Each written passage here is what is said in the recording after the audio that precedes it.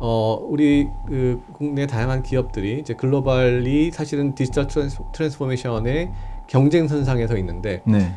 이 경쟁선상에서 어떻게 접근하냐에 따라서 사실 우리 기업들이 그 DT를 성공적으로 해서 훨씬 더 프론티어한 아까 밸류 체인의 변화에 앞으로 나아갈 수 있는 부분들이 결정이 될 수 있을 것 같고.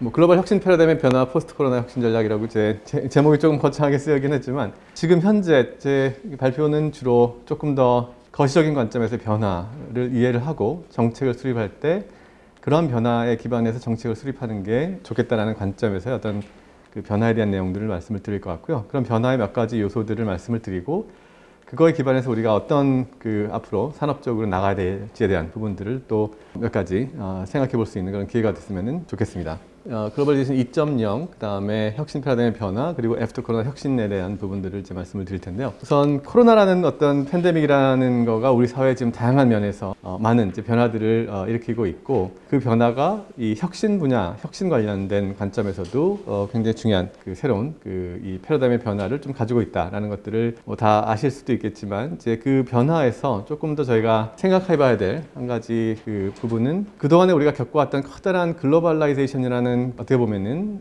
조금 더 협력적인 부가가치 창출, 글로벌 소사이어티가 서로 협력해서 부가가치 창출하는 이제 그런 커다란 패러다임의 변화가 안타깝게 깨지고 있는 부분들이 있고, 그러한 변화가 생각보다 그 근저에는 커다란 역사적이고 또 사회적인 맥락들이 자리 잡고 있기 때문에 생각보다 오래 지속이 되고 다양한 변화들을 이제 가져오겠다라는 부분에서 뭐 간단히 먼저 배경을 설명을 드리도록 하겠습니다. 이건 지금 우리가 보고 있는 변화들이 사실은 어떻게 보면 이제 빙산의 일각일 수도 있다는 관점에서 제가 이제 빙하를 가져온 거고요. 도미노를 가져온 이유는 지금 겪고 있는 변화들이 꼭 코로나 때문에 생성된 것들이 아니라 사실은 이미 20-30년 전부터 변화가 되어오고 왔었고, 다만 코로나로 인해서 굉장히 그 변화들이 발현이 되고 있다는 부분들로 이 세계 1차 대전이 빠르게 종식이 된 배경을 사실 잘 살펴보면 그 안에는 또 우리가 잘 아는 이제 스페인 독감이라는 부분들이 또 자리를 잡고 있습니다. 스페인 독감에서 발생한 사상자가 1차 대전에서 발생한 사상자보다 약 1.5배가 더 많이 사상이 되면서 어떻게 보면 급하게 이런 그 위험 때문에 1차 대전이 종식이 되는 부분도 없지 않아 있었고, 최근에 그 미국의 SRB 중앙준비은행에서 연구를 해서 발표를 했는데, 스페인 독감으로 인해서 유럽에 굉장히 많은 경제적인 피해들이 갔었고, 이로 인해서 유럽에 미국이 이제 원조를 하게 되고, 유럽이 미국으로부터 원조를 받으면서 이제 그 어떻게 보면은 차입을 하게 되죠. 근데 그 커다란 차입 금액을 갚느라고 유럽이 굉장히 힘들게 됩니다. 그리고 팬데믹으로 인해서 이 스페인 독감이 있던 부분들의 그 후유증의 부분이 겹치게 되면서 유럽이 굉장히 어려운 상황에 놓였을 때 발생된 일이 바로 그 히틀러, 나치즘이 이제 발현된 거죠. 그 배경에 보면 이 연구 결과에 의하면은 팬데믹이 강하게 발생이 돼서 많은 피해를 당한 지역일수록 히틀러에 대한 보팅이 훨씬 더 높았다라는 이제 결과를 발표를 했는데요. 이런 팬데믹이 그 사회에 대한 변화에 굉장히 중요한 영향을 줬고, 이로 인해서 이제 이 나치즘이 확대가 되면서 결과적으로는 전 세계 이제 제2차 세계대전으로 연결이 된 그런 그 연결고리를 가지고 있습니다. 그래서 하나하나가 사실은 역사적으로 연결이 되면서 진행이 되어 오고 있고, 지금의 팬데믹이 앞으로 어떤 영향을 줄지에 대해서는 다양한 부분에서 잘 살펴봐야 될 부분이라고도 생각이 됩니다. 결과적으로 이런 그 2차 세계대전이 진행이 되면서 유럽을 중심으로 한 2차 세계대전이 확대가 됐고, 결과적으로 일본이 진주만을 공습을 하면서 미국이 참전을 하게 됐는데, 이 2차 세계대전이 가져온 미국의 참전은 전 세계 과학기술의 커다란 변화를 일으키게 됩니다. 결국은 그 미국이 참전한 가장 그 큰 임팩트는 결국은 미국이 과학기술에 대한 엄청난 투자를 통해서 이 전쟁에서 이기기 위한 다양한 R&D와 또 과학기술의 투자가 기하급수적으로 역사상 유례 없이 막대한 R&D를 투자를 하게 되고요.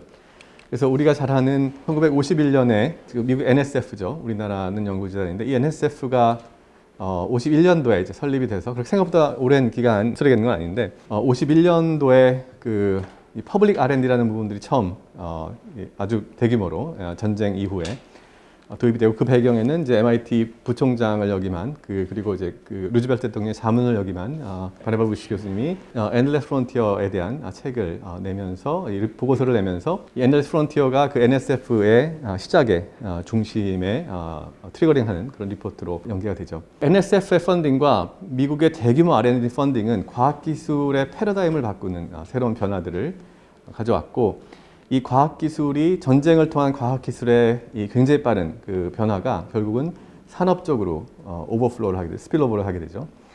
그리고 미국의 다양한 많은 산업이 전 세계적인 경쟁력을 찾는 데 가장 핵심적인 역할을 하게 됩니다.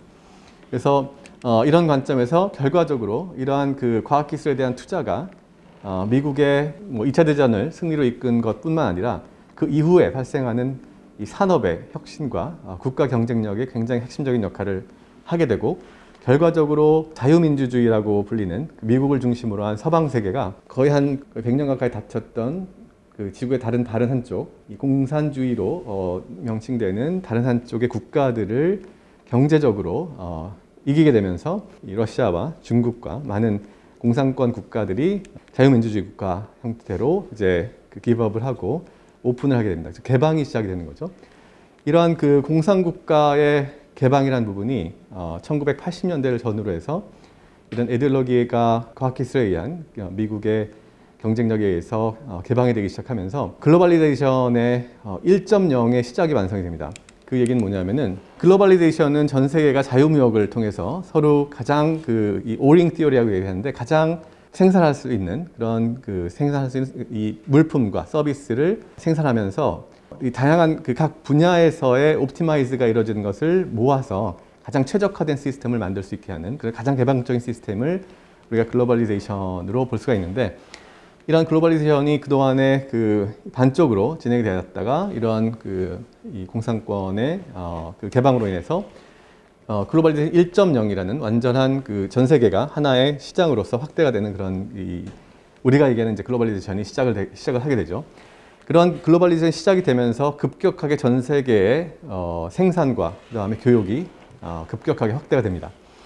이러한 급격한 이 확대는 결과적으로 지난 80년 이후에 전 세계의 생산성 향상을 빠르게 증가시키고 80년대 이후에 중국하고 소련, 인도, 중국 관련된 30억 명의 저임금 노동자들이 갑자기 전 세계 시장에 빠르게 투입이 됩니다. 이런 저임금 노동자의 급격한 투입은 결과적으로 전 세계의 생산성을 굉장히 빠르게 확대를 시키고 그동안 우리가 겪어왔던 한국의 성장도 이러한 글로벌, 저는 이제 디파인하기는 저임금 노동자의 공급 과잉과 이것을 이제 우리가 스윗 윈도우라고 얘기를 하는데 글로벌 경제 성장의 스윗 윈도우를 우리가 겪게 됩니다.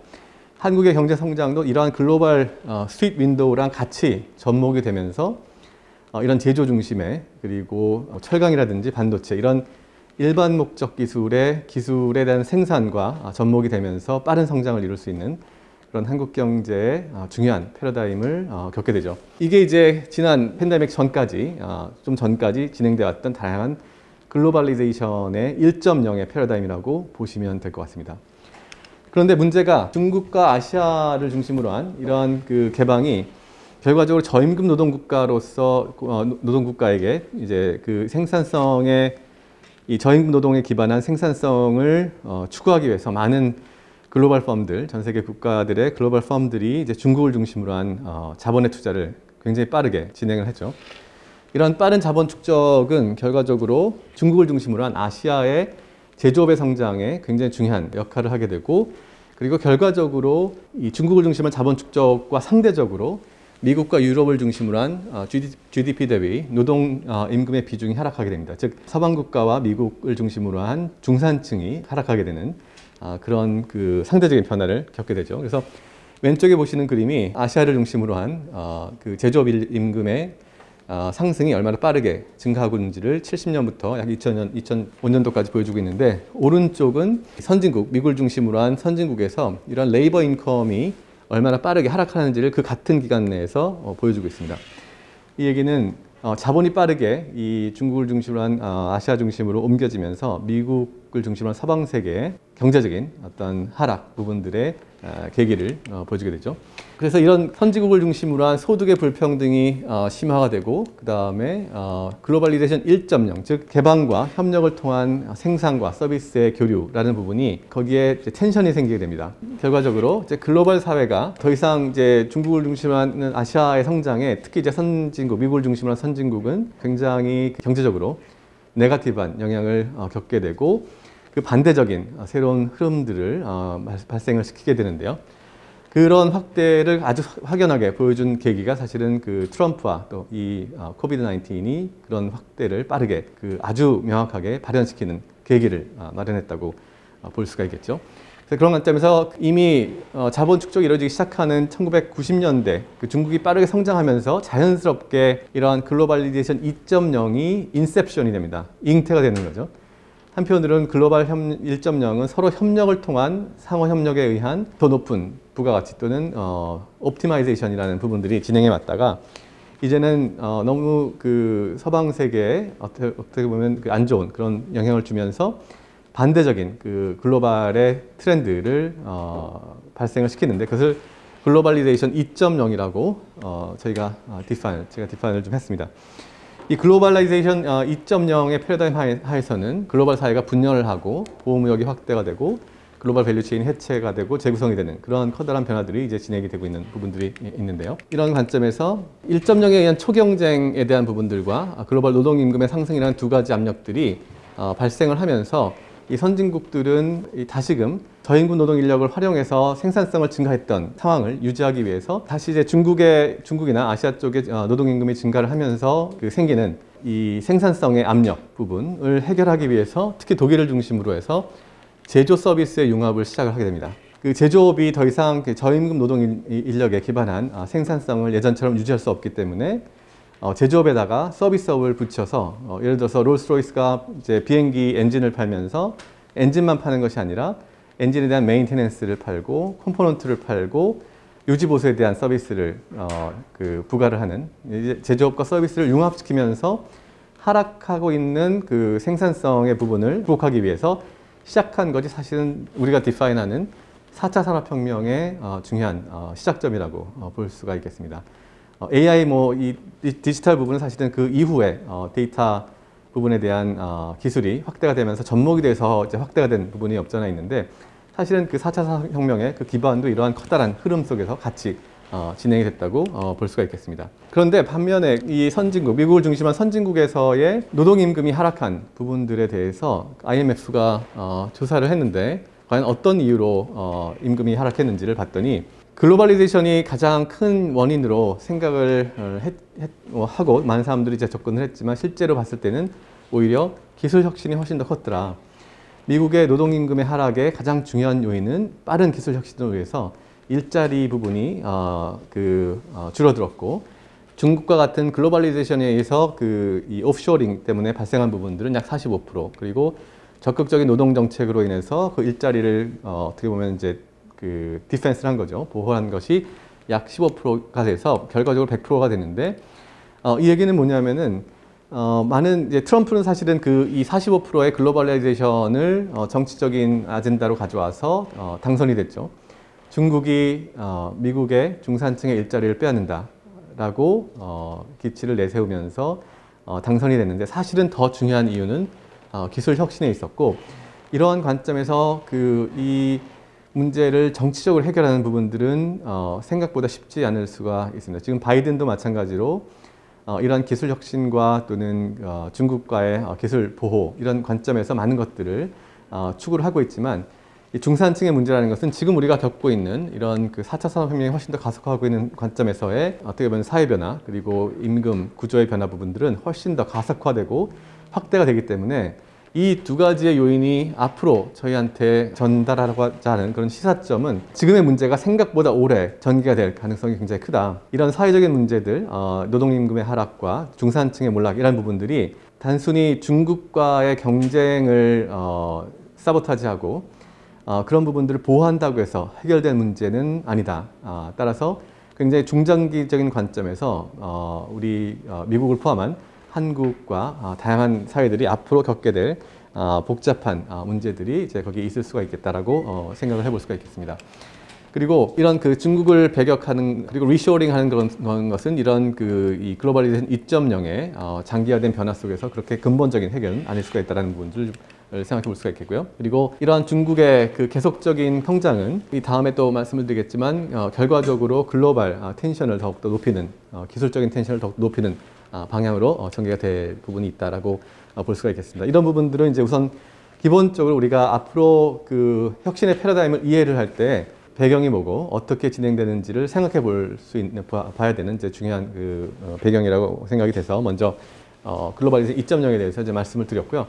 그럼 이러한 그 변화 속에서 앞으로 글로벌 혁신 패러다임의 변화는 과연 어떻게 진행이 될 것인가에 대해서 세 가지 관점에서 이제 말씀을 드릴 텐데요. 첫 번째는 이제 글로벌 밸류체인의 재구성, 두 번째는 혁신의 분업화, 그다음 세 번째는 디지털 트랜스포메이션 세 가지를 말씀드릴 수가 있을 텐데 첫 번째 그 글로벌 밸류체인에 대한 재구성이라는 부분들은 하나 우리가 그 생각해야 될 점은 글로벌 밸류체인의 재구성은 이런 코비드나 이런 팬데믹에 의해서 마찬가지로 가속화됐지 사실은 훨씬 더 이전에 2008년도부터 급격하게 전개가 되고 있다는 것을 사실 볼 수가 있습니다.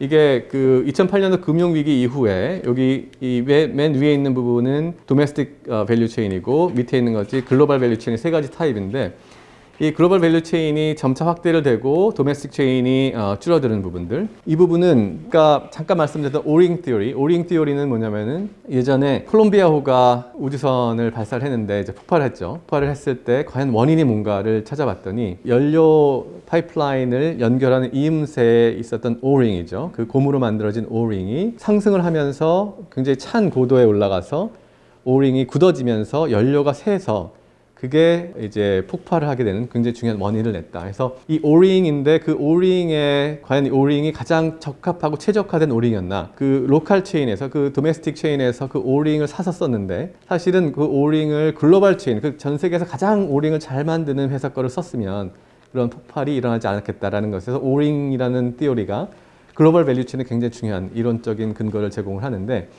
결과적으로 우리가 제품을 생산을 할 때 점차 어떤 요소 중심으로 가장 잘 만들 수 있는 것들을 생산을 하고 그렇지 않은 부분들은 한국뿐만 아니라 뭐 미국, 일본, 독일 전 세계에서 가장 잘 만드는 제품을 수입을 해서 가장 최적화된 제품을 만드는 부분 그게 사실은 글로벌 밸류체인의 핵심적인 아이디어인데 이러한 글로벌 밸류체인이 점차 증가를 하다가 2008년도 금융위기를 중심으로 갑자기 이제 멈추고 오히려 하락을 하기 시작을 합니다. 그리고 도메스틱 체인이 다시금 증가를 하는 형태를 볼 수 있는데 이러한 글로벌 밸류 체인의 하락은 우리가 지금 2018, 19년, 20년에 그 뭐 팬데믹이라든지 또는 뭐 트럼프가 나와서 얘기했던 그 2016년, 17년의 얘기가 아니라 이미 10년 전부터 이 글로벌 밸류 체인은 끊어지기 시작을 했다라는 부분들 그 배경에 아까 말씀드린 것처럼 그 근저에는 이 글로벌리제이션 2.0의 인셉션이 시작이 되면서 즉 그 잉태가 시작이 되면서 서방과 그 미국을 중심으로 한 선진국과 중국을 중심으로 한 개발도상국에서 텐션이 이미 2008년도부터 급격하게 발현이 되겠다는 부분을 말씀드릴 수가 있겠습니다. 이거는 전 세계 무역에 대한 부분인데 빨간색이 중국의 무역 부분이고 노란색이 개발도상국의 무역 변화고요.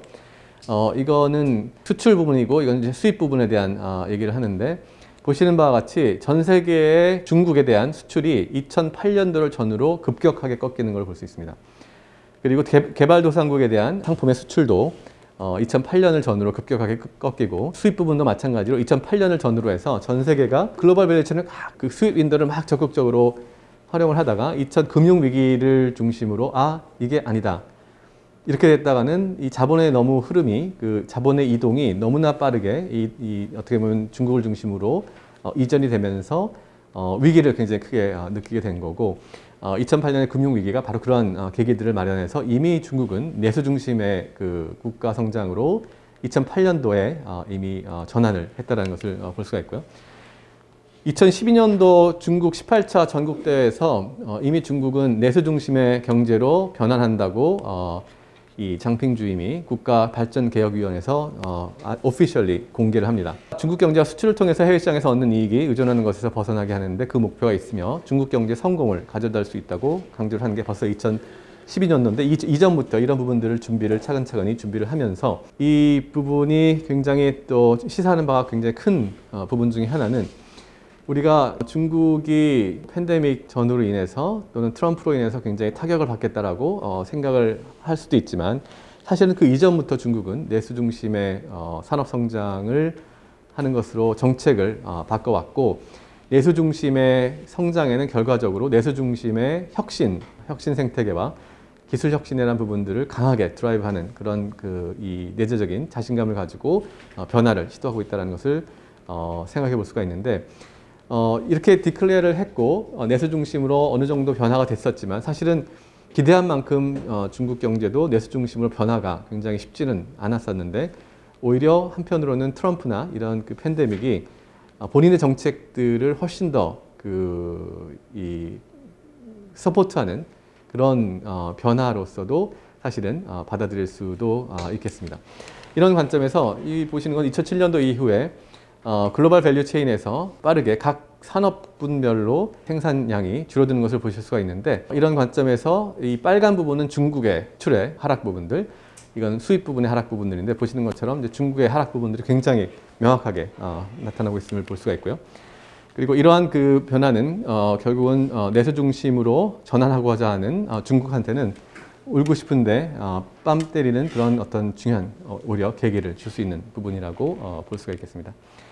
코비드 이후에 중국이 내수 중심으로 굉장히 전 세계 제조업 쉐어 그 비중에서 포션을 빠르게 오히려 더 줄어들었던 부분들을 이제 볼 수가 있겠고요. 반면에 글로벌 부가가치 생산에서의 고부가가치의 산업 중심으로 중국의 어떻게 보면은 쉐어 글로벌 생산에서의 그 비중이 굉장히 급격하게 2000년과 2017년 사이에 굉장히 빠르게 증가한다는 것을 볼 수가 있습니다.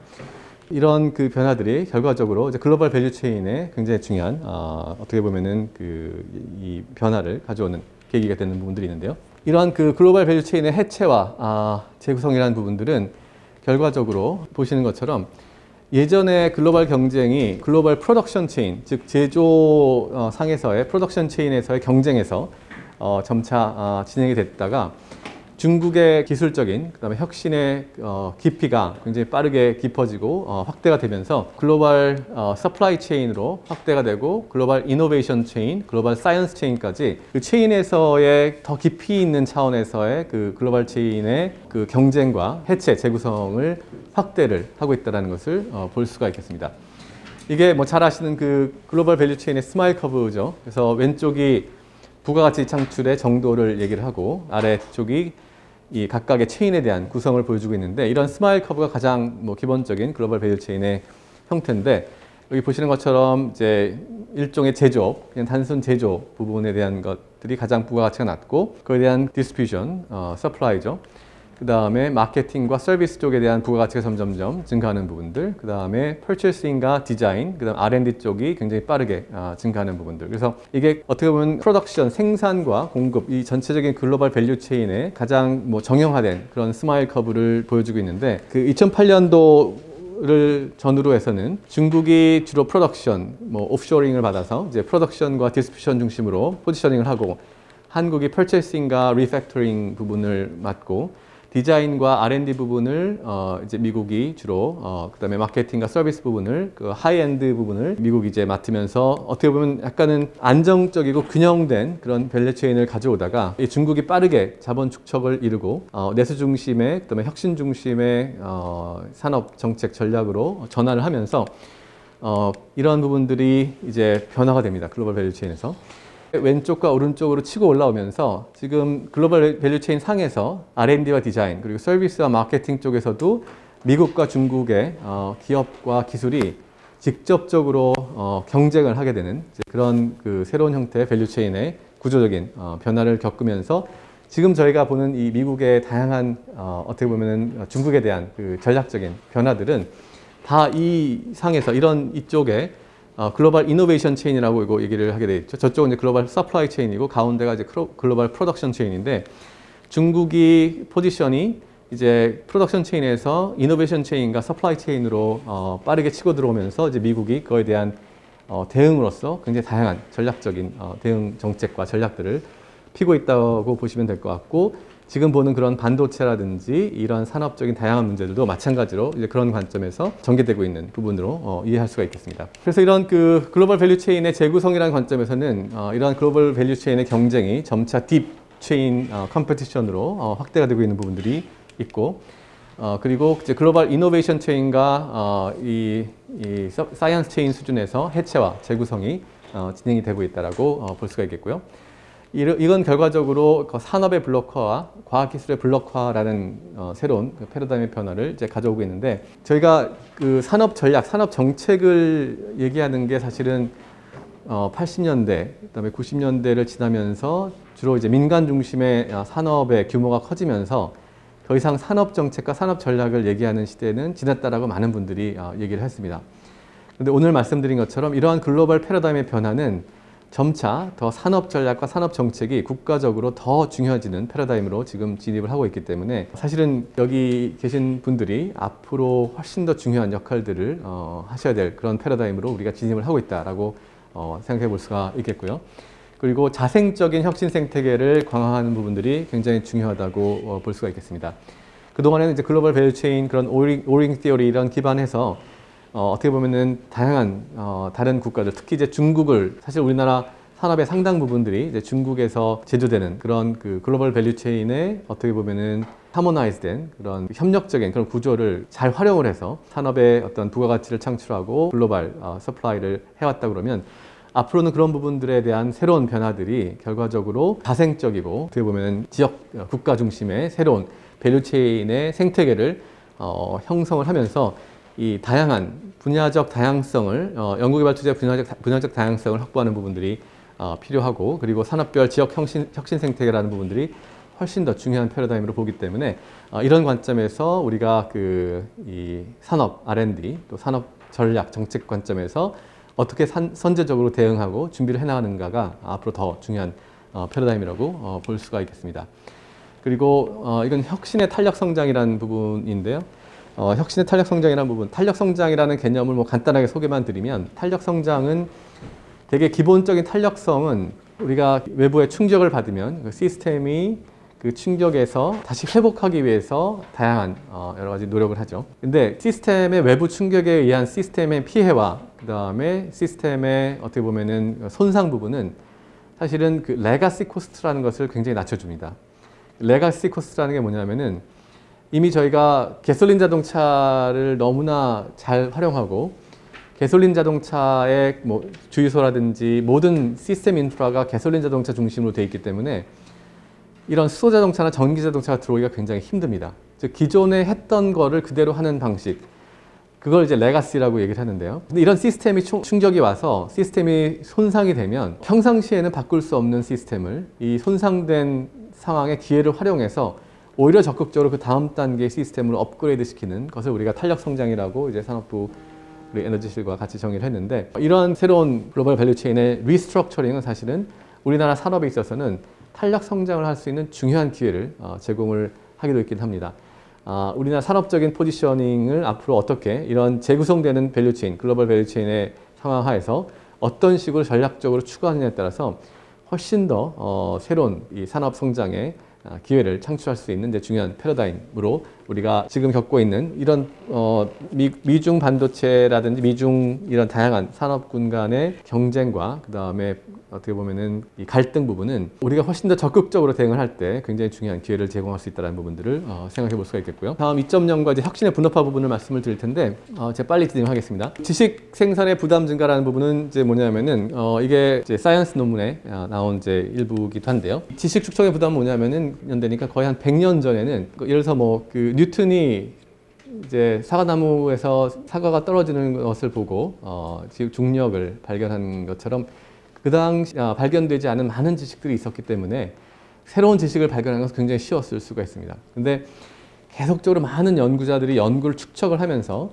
한 50년 뒤에는 사실은 책을 뭐 한 10,000권을 읽어야 가장 새로운 연구 성과들을 창출할 수가 있고, 지금의 상황에서는 요즘 이제 그런 얘기들 많이 하시죠.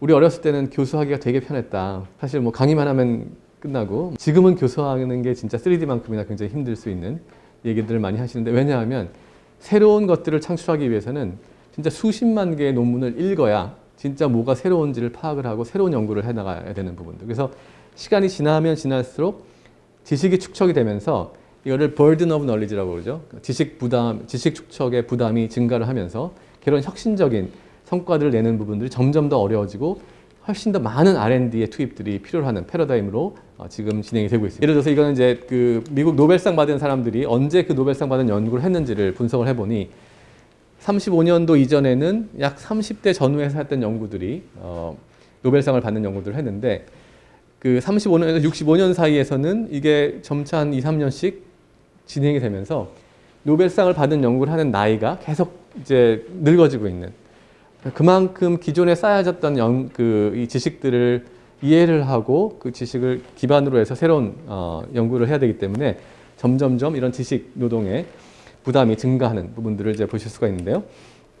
이거는 뭐 다양한 논문과 전체 특허 분석을 통해서도 다양하게 모든 분야에서 다 전개되고 있다는 것을 이제 사이언스에서 게재한 바가 있습니다. 이런 지식 축적의 부담 부분이 뭐랑 연결이 되냐면은 아까 말씀드렸던 글로벌리제이션 1.0의 패러다임하고 이제 접목이 됩니다. 뭐냐 하면은 이제 글로벌리제이션 1.0은 결과적으로 전 세계의 반이 갑자기 개방된 시장으로 확대가 되면서 경쟁이 초경쟁으로 진입이 되고, 특히 그동안 거의 50년 동안 닫혀 있었던 이런 그 중국을 중심으로 한 공산국가의 아주 저임금 노동 인력들에 의한 그 생산 단가는 아주 그 마지널하게 아주 그 낮은 상태로 전개가 되면서 전 세계 그 산업과 전 세계 이제 기업들에게 굉장히 초경쟁을 발생시키는 그런 그 패러다임을 도입을 하게 됩니다.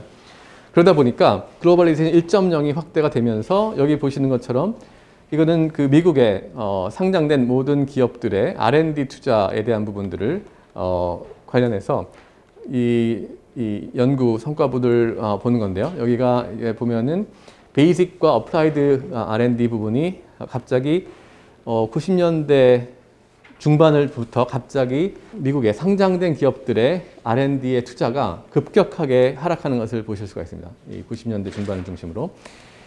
그리고 이 90년대에 그런 글로벌리제이션 초경쟁이 확대가 되면서 미국 주요 기업의 기초과학인데 기초과학 중심의 연구소들이 갑자기 다 이제 축소가 되거나 또는 이제 스피노프를 하거나 다이베스트가 됩니다.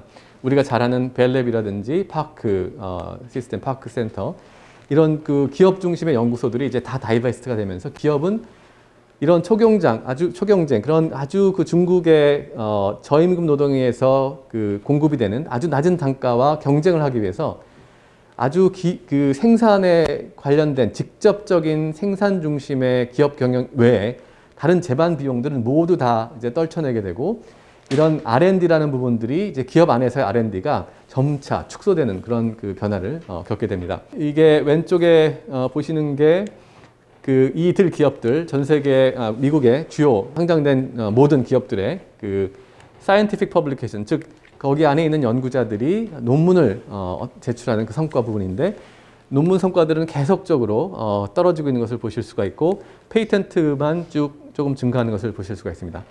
그리고 오른쪽은 그 기업들이 외부 사이언티스트와 공조한 논문의 특허 비중인데, 즉 그 기업 안에 있는 연구자들이 대학과 외부 기관과의 그 공조한 연구의 성과분들이 빠르게 증가하는 것을 보실 수가 있겠습니다.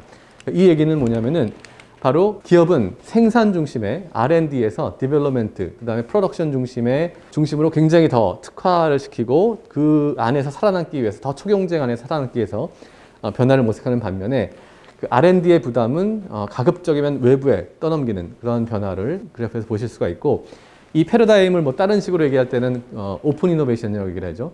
이 다양한 오픈 이노베이션은 사실은 이 그래프를 얘기를 합니다. 이러한 이 글로벌레이션 1.0으로 발생된 초경쟁 하에서 발생된 부분들을 극복하기 위해서 기업들이 R&D의 부담을 외부로 전가하는 것을 우리가 오픈 이노베이션이라고 얘기를 하게 되겠고, 이러한 변화들이 1990년대를 중심으로 해서 지금까지 빠르게 이제 전개가 되고 있다고 보실 수가 있겠죠. 이걸 어떻게 디파인 할 수 있냐면 Division of Labor, 전 Division of Innovation이라고 디파인을 했는데요. 혁신의 분업화. 지금의 그 패러다임은 혁신의 분업화가 훨씬 더 강하게 전개가 되고 있고, 기업은 그 초경쟁 상황 하에서 어떻게 더 서바이벌 할 것인가에 훨씬 더 깊이 있는 관점으로 전개가 되고 있고, 점차 이러한 그 개방형 그리고 협력, 산학 협력적인 이런 그 연구 부분들이 특히 이제 프론티어한 선도적인 그런 그 기술을 가진 기업일수록 그런 부분들을 많이 진행을 한다고 볼 수가 있겠습니다. 그런 관점에서 이런 혁신의 분업화가 중요해지는 관점인데 아까 말씀드린 것처럼 중국은 빠른 자본 축적을 통해서 이런 그 혁신의 생태계와 역량들을 내재화하는 것들을 빠르게 진행을 했고 지금은 이제 2020년도를 전후로 해서 중국의 그 R&D 투자가 이제 미국의 R&D 투자를 이제 넘어서게 되고요.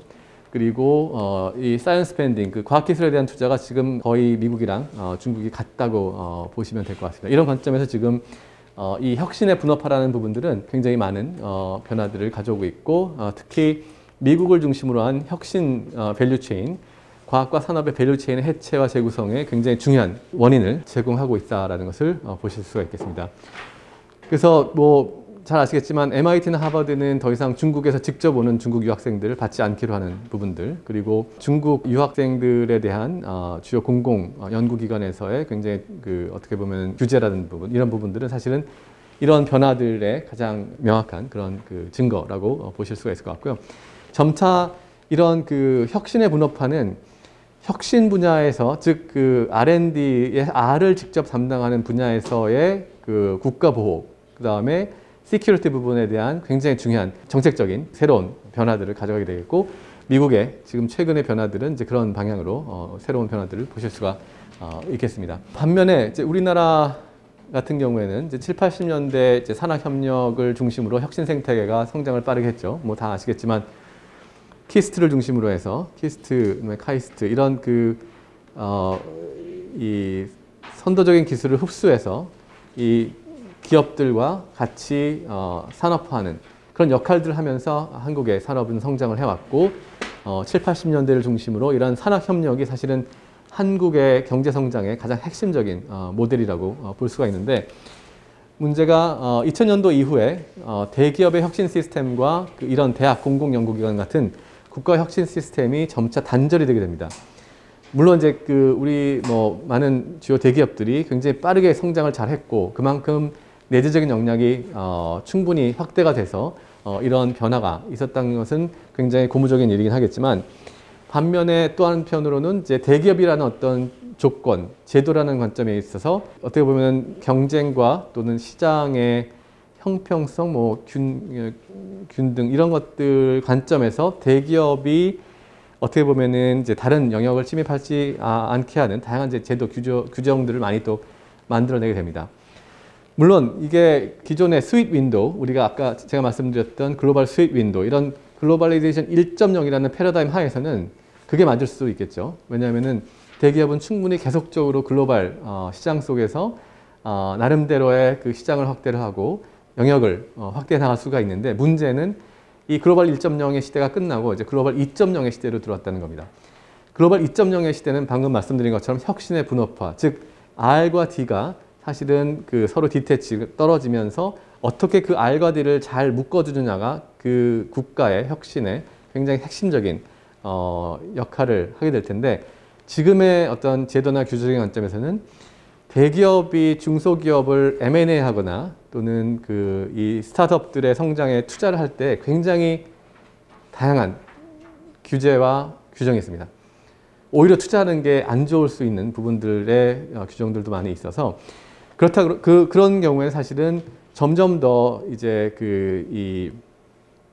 대기업의 역할과 그다음에 이 기초 어떤 연구 부분에 대한 협력 부분들이 이제 취약해질 수가 있는데, 특히 이제 뭐 제가 말씀드린 것 중에 하나는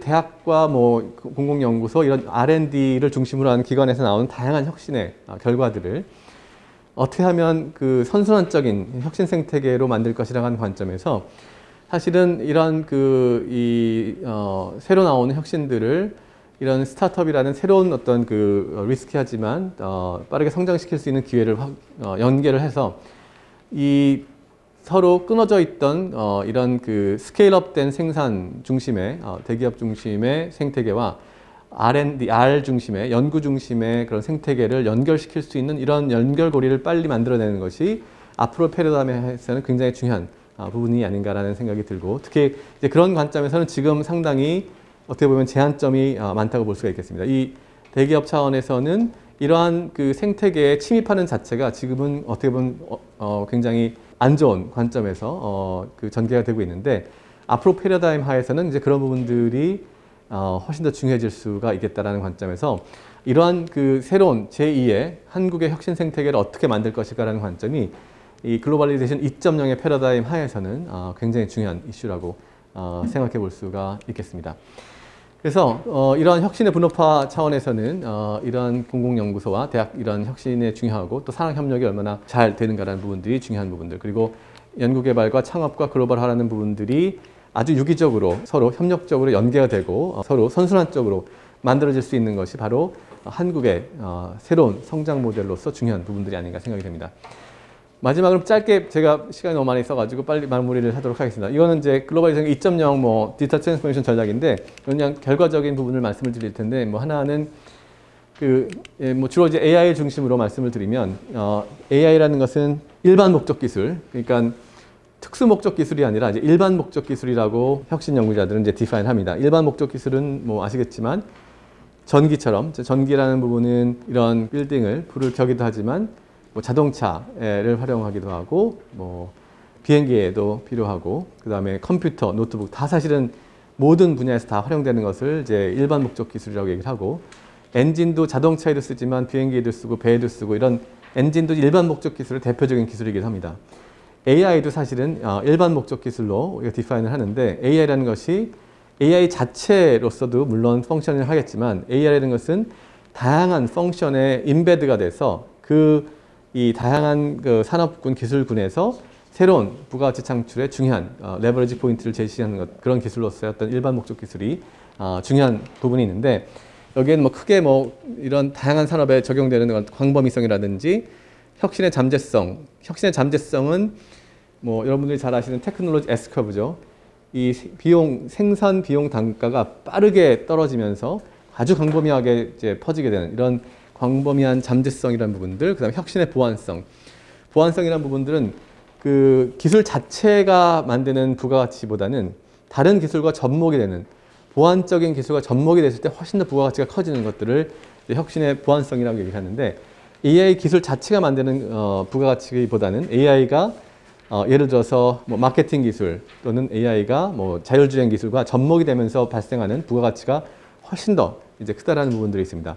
그런 관점에서 우리가 일반 목적 기술로 접근을 하게 됐는데 여기에 중요한 특징 중에 하나가 저희가 미국의 그 마찬가지로 리스트된 펌들, 미국의 주요 리스트된 펌들의 그 AI를 어답션 했을 때 이제 기업의 퍼포먼스를 이제 분석을 해보니 여기 보시는 것처럼 이런 J 커브가 나오게 되는데 이 J 커브는 뭐냐면은 여기는 얼마나 그 AI를 그 기업이 인덱스하게 어답션을 했는가. 인베드를 시켰는가, 받아들였는가라는 정도를 얘기를 하는 거고요. Y축은 이제 애뉴얼 그로스, 성장성을 얘기를 하는 건데 거의 한 25%에서 50% 가까이는 그 AI를 어답션을 해도 기업의 성장성에는 아무런 영향을 주진 않습니다.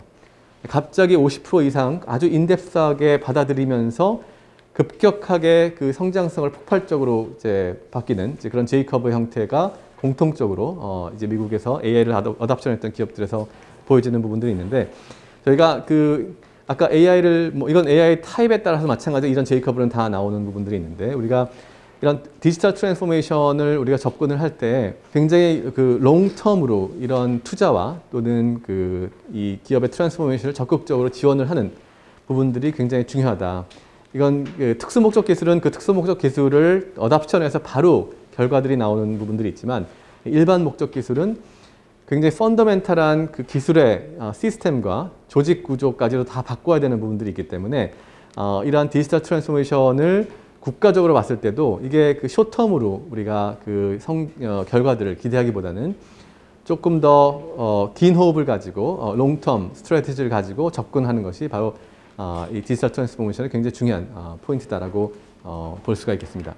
그리고 또 하나는 이제 그 보완적인 부분들, AI 같은 경우도 이제 그 기업들을 보면은 AI 자체가 중요하긴 하지만 AI와 같이 공통적으로 같이 접목해야 된 보완적인 기술들, 이 클라우드라든지 이런 기술들이 중요하고 또 하나는 AI의 타입에 따라서도 이게 어떤 거는 내부적으로 개발하는 게 훨씬 좋지만 이런 그 NLP라든지 컴퓨터 비전은 오히려 아웃소싱을 해서 콜라보레이션 하는 게 훨씬 더 기업의 성과에 임팩트가 있다는 것들을 볼 수 있어서 이런 관점에서 이제 DT의 전략들 몇 가지를 말씀을 드리면 선제적인 중장기 투자가 중요한 딥체인지라는 전략 부분이 중요하고 보완적인 자산과 기술을 구축하는 부분들 특히 이제 여기는 인력도 포함이 되겠죠.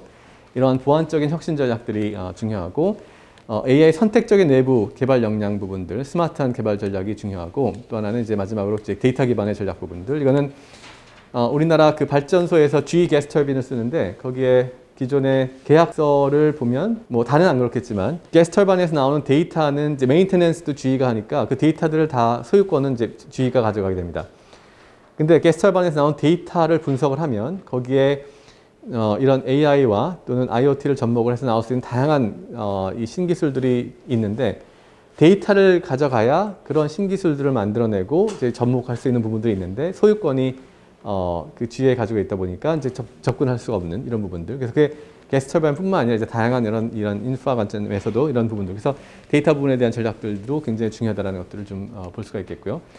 뭐 그래서 오늘 이제 대략적인 이런 패러다임 변화에서 몇 가지 쭉 이제 말씀을 드렸는데 좀 많은 얘기를 말씀을 드렸고요. 그래서 뭐 간단하게 좀 마무리를 한다면은 지금 저희가 겪고 있는 전반적인 큰 변화의 흐름 속에서 우리가 어떻게 혁신 전략 마련하고 추구해야 될까라는 부분들은 이러한 그 글로벌의 커다란 변화를 바라봤을 때 훨씬 더 명확하게 보이는 부분들이 있고 이제 그런 관점에서 이런 혁신의 분업화라든지 이 새로운 패러다임에서의 R과 D의 협력 부분들을 어떻게 잘 만들어주는가라는 부분들은 앞으로 산업 분야에서 굉장히 중요한 전략적인 방향이라고 볼 수가 있겠고요. 그리고 이런 디지털 트랜스포메이션 관점에서는 굉장히 딥한 체인지라는 부분들 이런 것들이 또 앞으로 전략적으로 고민을 해봐야 될 이제 그런 내용이라고 볼 수가 있겠습니다. 그래서 좀 많은 얘기를 가져와서 제가 빠르게 좀 정리를 했는데 이거로 제 발표는 정리를 하도록 하고요.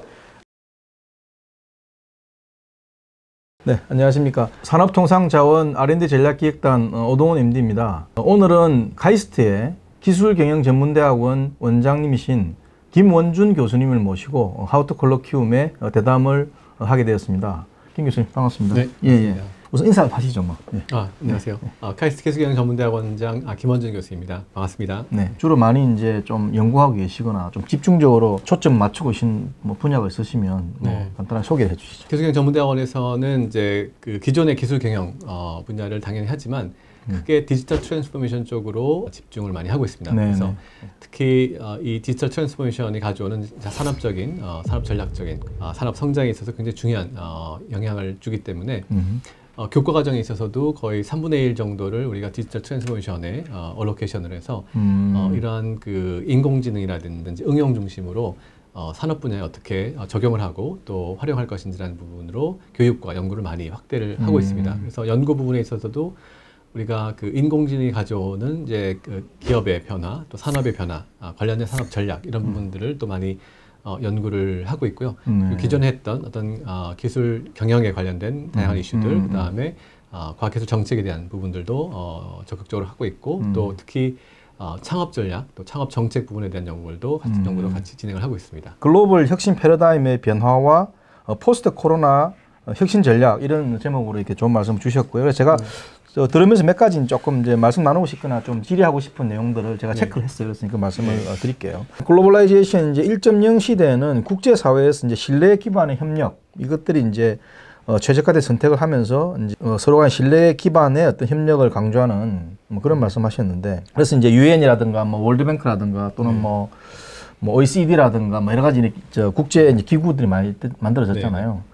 최근에 이게 조금 이런 국제 기구들의 효용성에 대해서 의문이 많이 생기고 있는 것 같아요. 그게 이제 나중에 말씀하시는 글로벌라이제이션 2.0 이것과도 이제 맥락이 좀 닿는 것 같은데 그 부분은 뭐 어떻게 생각하세요? 근데 게임 이론으로는 당연히 예측이 될 수 있는 그런 결과일 수도 있을 것 같고요. 게임 이론에서 이제 그 한 플레이어가 이제 디비에이션이라고 하죠. 그것을 이제 배반을 하고 자기 것을 추구하기 시작을 하면 다른 한쪽에서는 자연스럽게 또 본인 것을 추구하게 되는 이런 분열이 일어나게 되는 그런 부분을 가지고 있고 그런 관점에서 사실은 굉장히 그 전 세계 사회가 1, 2차 세계대전을 통해서 협력의 시스템들 구성을 해왔는데 이제 안타깝게 깨지고 있는 부분들이 굉장히 앞으로의 이런 변화의 중요한 부분이라고 생각이 될 것 같고요. 분들 다시 어떻게 협력화시키는가라는 부분들이 생각보다 시간이 걸리지 않을까라는 생각이 좀. 두 번째, 노동 공급이 이제 과잉되고 중산층, 이제 선진국 중산층이 하락되는 게 이게 이제 글로벌라이제이션 2.0 시작을 이제 딱 신호탄이다. 동시에 이제 예를 들자면 이제 뭐 지구는 평평하다, the world is flat, 뭐 이런 얘기 하시는 주장이 그런 거잖아요. 그러니까 중산층이 몰락하고 선진국에서 몰락하지만 글로벌리 전체 지구에서는 이제 중산층이 이제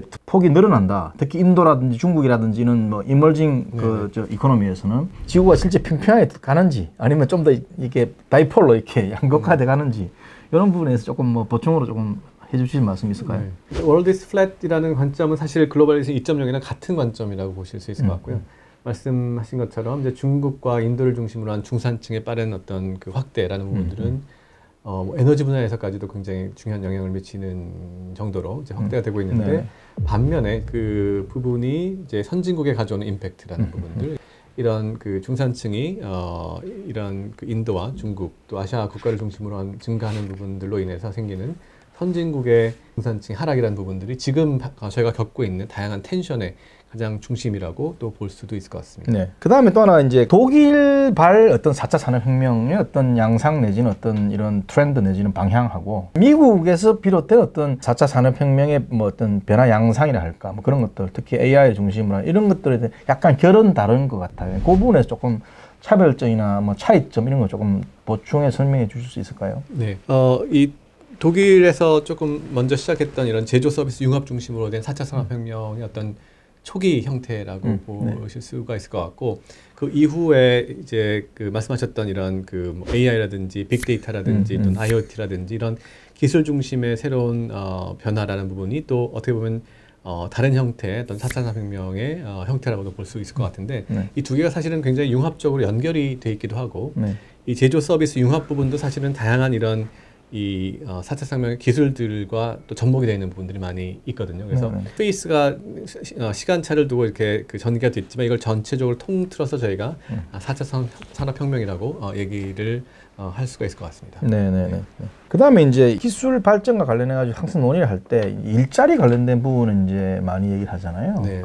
기술이 발전됨으로 인해 가지고 비숙련 노동자 이런 부분들 이제 일자리가 없어지는 그런 효과도 사실 있고 한데 지금 아까 이제 발표하신 걸 보면은 이제 선진국의 노동임금의 이제 비중 이제 노동임금 비중 하락 자체 비중 하락하는 주요한 원인으로 이제 IMF에서 조사한 걸 보면은 기술 혁신 70%, 그 다음에 글로벌화에 의한 게 이제 45%, 그리고 노동 정책에 의한 게 이제 오히려 이것은 이제 마이너스 15라는 거는 오히려 노동 정책을 통해 가지고 올라갔다는 뜻이겠죠, 그죠? 예, 그렇게 이제 나오는데 이게 이제 반대로 얘기하면은 그만큼 이제 기술 혁신이 어찌 보면 노동 임금 자체 하락의 큰 요인이다. 이제 4차 산업혁명 관련된 얘기하면서 많은 사람들이 일자리 자체가 없어질 거다. 4차 산업혁명 관련돼 가지고 그게 잘 되면은 예를 들어서 뭐 시스템을 개발한다든가 AI를 갖다가 어떤 뭐 알고리즘 개발한다든가 임금은 올라가지만 상당히 이제 일자리 자체가 줄어들 거기 때문에 엄청난 위협이 될 거다. 이런 주장들이 많잖아요. 또 반대로 이제 오히려 그게 아니라 분업 자체가 많이 이루어지면서 일자리 자체도 새로운 게 많이 늘 거다. 뭐 이런 얘기를 주장을 많이 부딪히고 있는데 그 부분은 조금 뭐 교수님 생각 어떠세요? 네. 최근에 많은 연구들이 또 진행이 되고 있고 그래서 초반에는 이런 인공지능이라든지 이제 새로운 기술들로 인해서 특히 인공지능 같은 경우는 우리 일자리를 많이 줄이고 이런 어떻게 보면 이제 로우 스킬을 가지고 있는 노동자들의 일자리가 이제 줄어들 거라는 얘기들을 많이 했었는데 최근에 새로운 연구들을 보면은 물론 로우 스킬 일자리들이 줄어들 수도 있지만 새로운 형태 많은 또 일자리들이 창출되는 부분들도 있을 수가 있기 때문에 지금은 이제 섣불리 이런 인공지능과 또 4차 산업 기술이 이 일자리를 다 줄인다라고 얘기하기에는 약간 이제 연구 결과들을 보면 지금 중립적으로 변하고 있는 부분들이 있는 것 같습니다. 그래서 그런 관점에서 아직은 조금 더 저희가 어떤 식으로 이 인공지능을 중심으로 한 이제 디지털 트랜스포메이션이 어떻게 전개될지라는 부분들은 조금 더 시간을 두고 봐야 될 부분이 있을 것 같고요. 아까 말씀드린 것처럼 인공지능 기술이라는 것이 이제 일반 목적 기술로 다양한 산업 분야에 다 적용이 될 수 있는 그런 기술이기 때문에 또 또 나름대로 그 디지털 트랜스포메이션이 다 산업별로 진행이 된다고 그러면 또 거기에 요구되는 새로운 인력들이 필요한 부분들이 있고 해서 그 부분은 저희가 또 한쪽으로 단정 짓고 일자리가 줄어든다라고 얘기하기에는 아직은 좀 섣부를 것 같습니다. 최소한 그 일자리의 어떤 전환 내지는 직업 전환 내지는 뭐 그런 전환은 분명히 일어날 거란 말이죠. 일반적인 노동의 뭐 어떤 일자리의 숫자가 70%였다 그러면은 새롭게 창출되는 일자리 때문에 전자는 줄지만 부자가 늘어가지고 전체 개수는 비슷하지만 구성이 달라지는 네. 그 구성이 달라지는 거에 대한 예측을 잘 해가지고 그걸 뭔가 국가에서 잘 이제 대응을 하지 않으면은 왜냐하면 인력이라는 게 금방 뭐 만들어지는 게 아니잖아요, 그죠? 그런 게 참 상당히 중요하다 생각하고요. 네. 저도 그런 고민을 많이 합니다. 네, 그 추가적인 관점에서 아까 그 일반 목적 기술 말씀을 드렸는데 이게 특수 목적 기술이면 그 특수 목적 기술에 맞는 인력을 우리가 양성을 하고 공급을 하면 되는 부분인데 일반 목적 기술은 사실은 특수 목적 기술이랑은 다르게 적용되는 산업이나 적용되는 이 기술 분야에 대한 지식이 같이 필요한 경우가 많습니다. 즉 그냥 뭐 인공지능과 이런 것들만 이해를 해서 적용될 수 있는 부분들이 아니라 그게 적용되는 분야, 적용되는 산업에 대한 지식이 같이 있을 때 이게 융합이 되면서 훨씬 더 큰 부가가치를 창출하는 부분들이 있기 때문에 그런 관점에서 저희가 인력 양성이라는 부분들이 그냥 인공지능이 적용이 돼서 일자리가 줄어드는 게 아니라 사실은 각 산업 분야에서 이 산업 분야에 대한 깊이 있는 이해를 하면서 이런 전환을 또 인공지능 적용을 할 수 있는 그런 기존 인력의 전환이라는 부분도 굉장히 중요한 이슈라고 그렇죠, 그렇죠. 예, 그다음 조금 더 이어가 보면은 아까 이제 제가 중요한 말씀하셨는데 여기 보면 이제 제이커브 말씀하셨잖아요. AI 관련된 부분을 적용한 기업이 초기에는 이제 뭐 여러 가지 이윤이라는 게 좀 오히려 떨어지는 것까지 가다가 어느 순간에 가면 그게 이제 급격하게 이제 일종의 이제 레베뉴가 올라가는 그런 커브를 그린다. 제이커브 말씀하시는데 정부 정책이라는 측면에서 보면 초기에 예를 들어서 적용하고 그걸 전환하는데 시간과 비용이 이제 요구되는 결과가 나왔기 때문에 그 부분에 뭔가 정부 역할을 좀 포커스를 해가지고 할 필요가 있다. 특히 이제 중소기업이나 중견기업들은 아무래도 이제 자원이 좀 부족한 측면이 있으니까 그런 부분에 좀 더 우리가 포커스하는 게 이 지금 말씀하신 제이커브라는 측면에서 좀 일종의 뭐랄까 정책의 어떤 당위성 이런 것들이 좀 이제 백업이 된다. 그러니까 당위성이 좀 더 얻어지는 그런 효과가 있는 것 같아요. 그런 하나의 결과로서 이제 연구를 해주신 것 같은데 그 부분 조금 첨언을 해주실 수 있을까요? 네, 제이커브가 발생하는 이제 이 원인들이 또 몇 가지 좀 있을 수가 있을 텐데 디지털 트랜스포메이션이라고 하는 기업의 생산과 서비스와 오퍼레이션의 전반적인 어떻게 보면은 트랜스포메이션, 변환을 얘기를 하는 부분이거든요. 그러니까 AI의 뿐만 아니라 이런 다양한 디지털 기술들이 기업의 생산, 서비스, 운영의 프로세스에 적용이 될 때 요구되는 것들이 사실은 조직 구조도 변화되는 부분도 있고 인력 구조가 바뀌어야 되는 부분도 있고 비즈니스 전략과 기업 전략이 또 바뀌어야 되는 부분도 있고 단순히 기술만 이제 적용시키는 게 아니니까. 그렇죠. 이게 요소 기술이라고 그러면 사실은 그 요소 기술에 해당되는 것만 바꾸면 됐는데 이 AI라는 부분과 디지털 기술들은 사실은 아까 말씀드린 그 일반 목적 기술로서 이 전반적인 프로세스 전체를 다 바꾸게 되는 이제 그런 부분들이 있기 때문에 사실 이런 제이커브에서 상당히 오랜 기간 동안 조직적인 그다음에 기술적인 그다음에 비즈니스적인 관점에서의 변화가 같이 맞물려서 전개가 되는 거기 때문에 시간이 상당히 어떻게 보면 오래 걸리기도 하고 다양한 코스트들이 들어가는 부분들이 있는 거죠. 이제 그런 관점에서 우리 그 국내 다양한 기업들이 이제 글로벌리 사실은 디지털 트랜스포메이션의 경쟁선상에 서 있는데 이 경쟁선상에서 어떻게 접근하냐에 따라서 사실 우리 기업들이 그 DT를 성공적으로 해서 훨씬 더 프론티어한 아까 밸류체인의 변화에 앞으로 나아갈 수 있는 부분들이 결정이 될 수 있을 것 같고 그랬을 때 우리가 기업들이 사실은 이제 상당 부분은 이 DT가 투자를 해도 한 1년 투자를 해봤더니 성과가 안 나오고 그래서 제가 알기로는 이제 큰 이 은행에서 DT를 전담하는 디비전을 만들었다가 1년 뒤에 다 해체를 시켜버리고 이제 다 못 기다린 거죠. 1년이 지나서도 결과가 안 나오고 2년이 됐는데 별로 비전이 안 보이는 부분들이 있다 보니까 결국은 이제 그걸 포기하게 되고 제가 알기로는 이제 뱅킹 인더스트리가 가장 이 DT 쪽에서 많이 아웃데이트되어 있는 부분들이 많이 있는데 그런 관점에서 사실 이런 부분 제이커브라는 것들을 좀 이해를 하고 정부에서도 그런 관점에서 훨씬 더 이 트랜스포메이션 할 수 있도록 하는 정책적인 관점의 네네. 지원과 어떤 그 제도들을 좀 하는 것이 이 한국의 기업들이 이런 DT의 레이싱 하에서 훨씬 더 프론티어하게 나아갈 수 있는 부분에 중요한 단초를 제공할 수 있지 않을까 생각합니다. 네네네. 네. 지금까지 그 카이스트의 김원준 교수님하고 글로벌 혁신 패러다임의 변화와 포스트 코로나 혁신 전략이라는 주제를 가지고 몇 가지 이제 중요한 포인트들에 대해서 토론을 해봤습니다. 오늘 제가 여러 가지로 이렇게 질문을 드렸는데 아주 그 명쾌하게 말씀을 잘 주셔가지고 저도 상당히 유익한 시간이었고 또 재밌습니다. 저는. 네. 네. 그래서 오늘 대담은 이걸로 마치겠습니다. 시청해 주셔서 고맙습니다. 네. 네.